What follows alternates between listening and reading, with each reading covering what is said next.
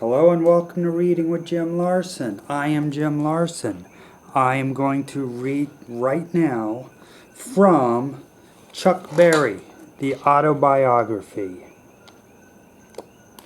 by Chuck Berry. I'm just going to read just a passage. I'm not going to read much. I'm going to actually read from the very beginning. Page 1. I've read this book all the way through once already. I really liked it. Chances are I'm going to read it again soon. I'm not going to talk about it. I'm just going to read this passage. At 6:59 a.m., October 18th, 1926, at 2520 Good Avenue, St. Louis, Missouri, USA, I was born in the best year of my life. My mother tells me that before I was even dry, I began singing my first song. I started crying prior to the customary spank that brings one into life. For the second show, at an age of 5 hours, I amazed my mother again by raising my body up with my arms. I tell you, I already wanted to look the world over. I was christened Charles Edward Anderson Berry. Mother and Daddy were in the Baptist faith and sang in the Antioch Church Choir. The church rehearsed in our home around the upright piano in the front room. There's a picture of his mom. That's Mrs. Berry. Where was I? From my very first memories, while still in my baby crib, are of musical sounds. The assembled pure harmonies of the Baptist hymns, dominated by my mother's soprano and supported by my father's bass, blending with the stirring rhythms of the true Baptist soul. I was always trying to crawl out of my crib and into the front room to where the rhythm came from. Long before I learned to walk, I was patting my foot to those Baptist beats. Rocked by the rhythm of the deacon's feet focused on the tempo of the times. Oh, but the feeling it generated still stirs my memory of back when. Hallelujah.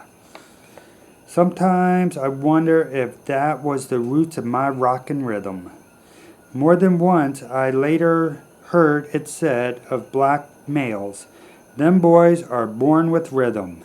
Maybe it's true, but I came to find out. So were white boys. I just didn't know then, as the two kinds of boys never had the occasion to harmonize. Up to then, the whole world was colored folks. Our family lived a block and a half from our church, and singing became a major tradition in the Berry family. As far back as I can remember, Mother's household chanting of those gospel tunes rang throughout my childhood. The members of the family, regardless of what they were doing at the time, had the habit of joining in with another member who would start singing, following along, harmonizing. Looking back, I'm sure that my musical roots were planted in me then and there. Mother says that before learning to walk, I would frequently crawl towards the piano. The amazing huge black box that made many different sounds constantly bewildered me.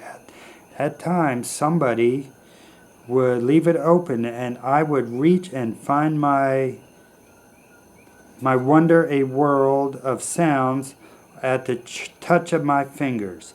I can imagine the many infantile concerts I attempted at the piano, only to be lifted up and carried away, leaving me an unfinished symphony.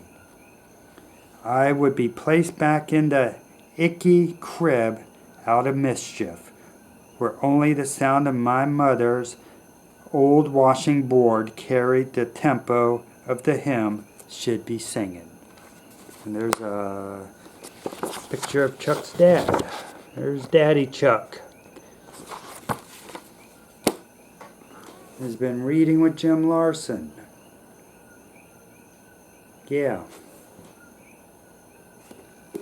Yeah. Why are you still watching? Click away. Find something else to watch. I'm not reading anymore on this show. This one's over. Go click on, I don't know, there's probably better channels than what I have. There's probably really good stuff out there somewhere. Click around and go find it. Don't just look at my channel.